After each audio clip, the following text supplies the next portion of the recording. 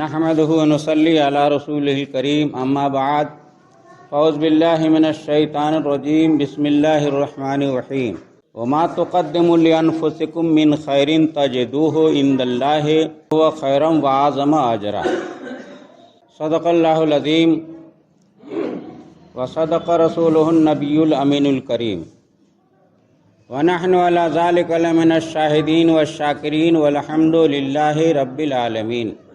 برادران محترم، سب سے پہلے آئیے ہم تمامی حضرات مل جل کر بارگاہ رسالت مآب صلی اللہ علیہ وسلم میں جھوم جھوم کر ہدیہ درود و سلام کا نظر پیش کر لیں۔ پڑھیے باباد بلند اللہم صلی علی سیدنا و ماوانا و ملجانا محمد معدن الجود والکرم منبع العلم والحلم والحکم صلو علیہ صلاۃ و سلام علیک یا رسول اللہ۔ جو آدمی اپنے انجام و آخرت کو یاد رکھتا ہے اور اس کا لحاظ کرتا ہے وہ بڑا ہی اچھا آدمی ہے، اور جو ہر وقت دنیا ہی میں مست مگن رہے اور آخرت کا کوئی خیال نہ کرے تو اس سے بڑا بیوقوف کوئی نہیں۔ آج اسی بات کو سمجھانے کے لیے ہم نے قرآن مقدس کی ایک آیت کریمہ کی تلاوت کا شرف حاصل کیا ہے۔ جو شخص آخرت کے لیے پونجی اکٹھا کرے اور وہاں بھیجے تو اللہ کے نزدیک وہ اپنا انجام اچھا پائے گا۔ یہ آیت کریمہ کا مفہوم ہے، اور یہی بات مجھے آج سمجھنا ہے اور آپ کو سمجھانا ہے۔ اللہ تبارک و تعالیٰ نے پہلے ہم اس دنیا کو سمجھیں یہ دنیا کیا ہے۔ اللہ تبارک و تعالیٰ قرآن مقدس میں ایک مقام پر ارشاد فرماتا ہے کل متاع الدنیا قلیل، یہ دنیا کی پونجی بہت ہی مختصر ہے، تھوڑا ہے، بے اصل ہے۔ جو کچھ اس دنیا میں ہے وہ بے اصل ہے، اس لیے کہ اس کو ایک دن فنا ہو جانا ہے، ختم ہو جانا ہے۔ یہ دنیا پائیدار نہیں ہے۔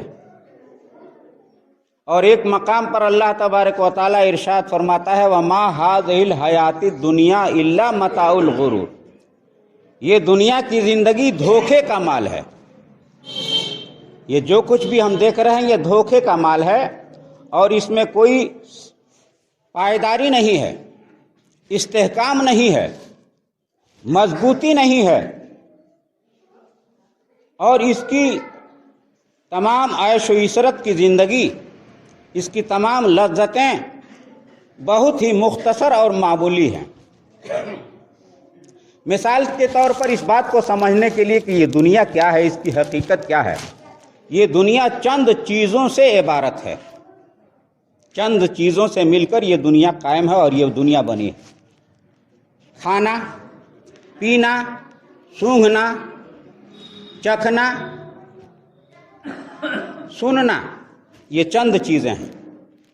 یہ دنیا کو سمیٹ دیا جائے تو یہ چند چیزیں بنتی ہیں، پھیلا دیا جائے تو بہت ساری چیزیں ہیں۔ کھانا، پینا، سونگھنا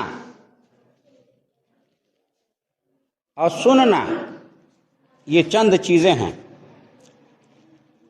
اب مثال کے طور پر آپ یوں سمجھیے کہ کھانے میں سب سے لذیذ چیز کیا ہے، سب سے بہترین چیز کیا ہے؟ گوشت ہے، گھی ہے، دودھ ہے۔ گوشت کیا چیز ہے؟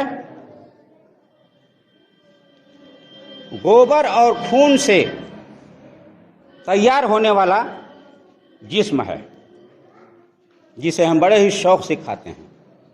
قرآن کریم شاہد ہے اس بات کا، اور قرآن کریم میں اللہ تبارک و تعالیٰ نے جو کچھ فرمایا ہے اس کا ہم اجمالی خاکہ آپ کے سامنے رکھ رہے ہیں۔ تو کھانے میں گوشت بڑا ہی لذیذ چیز ہے، لیکن یہ گوشت بنتا کیسے ہے؟ خون سے، گوبر سے، اور اس کے نچوڑ سے تیار ہوتا ہے۔ گھی کا بھی یہی حال ہے، دودھ کا بھی یہی حال ہے۔ تو یہ کھانے والی چیزوں میں سب سے اچھی چیز ہے، لیکن اس کی اصل نہایت ہی گندی اور گھناؤنی چیز ہے۔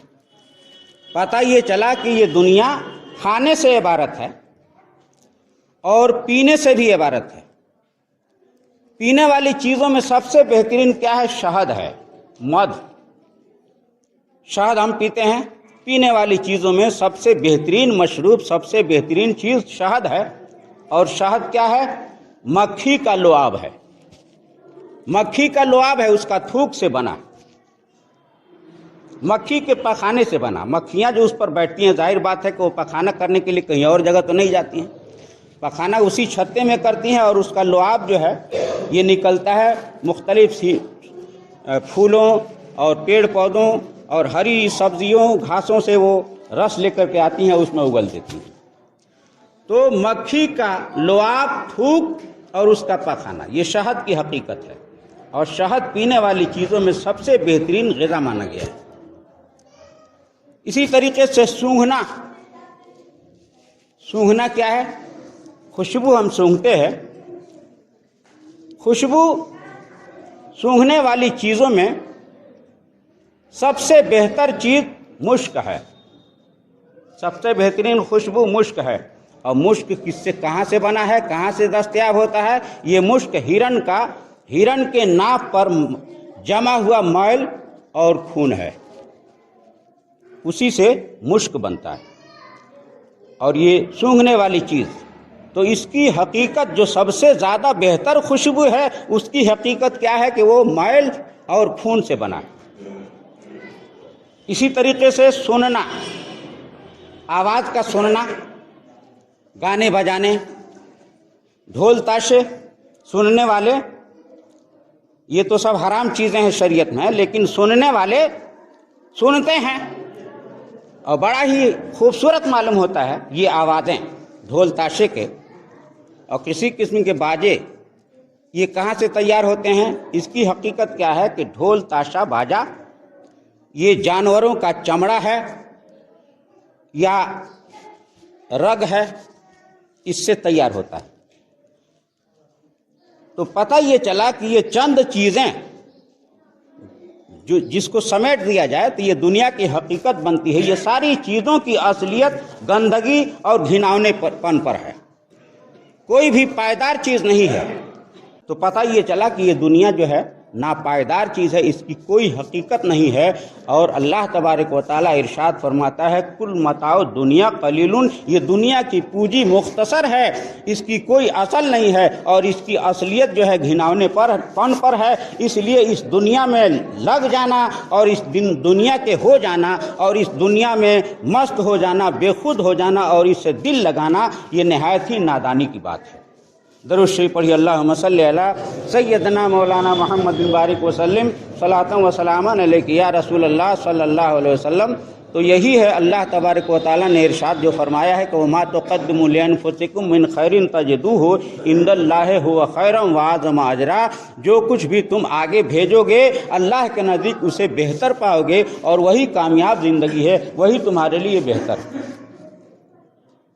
تو ایک مسلمان کا یہ فرض ہے کہ ہم اس دنیا میں اپنی آخرت کی پونجی اختیار کریں، اور آخرت کی پونجی کو جمع کریں، اکٹھا کریں۔ یہی انسان اور بلکہ مسلمان کے لیے سب سے عقل مندی کی بات ہے، اور جو ایسا نہیں کرتا اس سے بڑا بیوقوف کوئی نہیں ہے۔ ایک ملک میں یہ رواج تھا کہ سال گزرنے کے بعد لوگ سمندر کے کنارے جاتے تھے، اور سمندر کے کنارے ساحل پر جو شخص سب سے پہلے اترتا تھا، یعنی سمندری سفر کر کے جہاز سے جو سب سے پہلے اترتا تھا اس کو اپنا بادشاہ بنا لیتے تھے۔ یہ اس ملک کا یہ دستور تھا، رواج تھا۔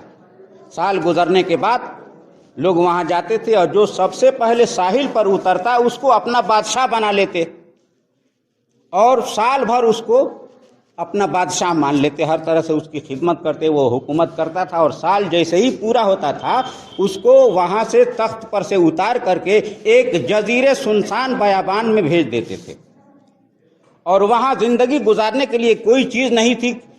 قسم کے درندے تھے، تکلیف پہنچانے والے، ایذا پہنچانے والی چیزیں تھیں، اور کھانے پینے کا کوئی انتظام نہیں تھا، یہاں تک کہ اس جزیرے میں جا کر کے وہ بادشاہ جو ہے چند ماہ میں وہ کس طرح کی تکلیفیں اٹھا کر کے ہلاک ہو جاتا تھا۔ مر جاتا تھا۔ یہی ہر سال کا معمول تھا، ساحل پر جو اترتا اس کو یہ لوگ بادشاہ بنا لیتے اور پھر سال بھر کے بعد اس کو معزول کر کے اس جنگل میں جزیرے میں بھیج دیا کرتے تھے اور طرح طرح کی تکلیفیں اٹھا کر کے وہ ہلاک ہو جاتا تھا۔ اتفاق سے ایک سال یہ لوگ جو ہے سمندر پر انتظار کر رہے تھے کہ کوئی مسافر آوے، کوئی آدمی ہمارے ساحل پر آوے، تو ایک ہوشیار آدمی، بڑا ہی دانا اور عقل مند آدمی جو ہے اس ساحل پر اترا، معمول کے مطابق اس کو یہ لو لائے اور بادشاہ بنا لیا اپنا۔ چند دن گزرنے کے بعد سے اس بادشاہ کو یہ پتا چلا کہ اس ملک کا رسم و رواج کیا ہے، تو اس نے کیا کیا کہ وہاں سے جو ہے وہاں اس جزیرے کو آباد کرنا شروع کر دیا اور ہزاروں معمار مزدور وہاں بھیج دیے کام کرنے کے لیے اور قسم قسم کے محلات بنوایا اور نہریں کھودوائیں، یعنی زندگی گزارنے کے لیے جتنے بھی عیش و آرام کی چیزیں تھی ساری چیزیں وہاں مہیا کر دیا اور سال بھر میں اس جزیرے کو شہر بنا دیا۔ اور پھر ابھی سال پورا نہیں ہوا کہ یہ خود بے چین ہے کہ کب سال پورا ہو اور مجھے معزول کیا جائے، میں وہاں چلا جاؤں، اس لیے کہ یہاں سے زیادہ عیش و آرام مجھے وہاں ملے گا۔ ایسا ہی ہوا، سال پورا ہوا، اس کو لوگ معزول کر دیے، تخت پر سے اتار دیے اور اس جزیرے میں بھیج دیے۔ وہاں گیا تو عیش و عشرت کے ساتھ خوب اچھی طریقے سے جب تک اللہ تبارک و تعالیٰ نے چاہا وہ اچھی زندگی گزار کر کے اس دنیا سے گیا۔ تو یہی حال اس دنیا کا ہے۔ یہ دنیا میں سے بات نہیں ہے، اس کی کوئی حقیقت نہیں ہے، ناپائیدار چیز ہے۔ اس دنیا میں وہی شخص زیادہ عقل مند ہے جو اس دنیا میں رہ کر کے اپنی آخرت کی پونجی اختیار کرے اور اللہ کے پاس وہ چیز بھیج دے کہ وہاں جانے کے بعد ہمیں سکون و آرام کی زندگی نصیب ہو۔ اللہ تبارک و تعالی ہمیں توفیق رفیق عطا فرمائے، آمین ثم آمین، بجاہ سید المرسلین صلی اللہ علیہ وسلم۔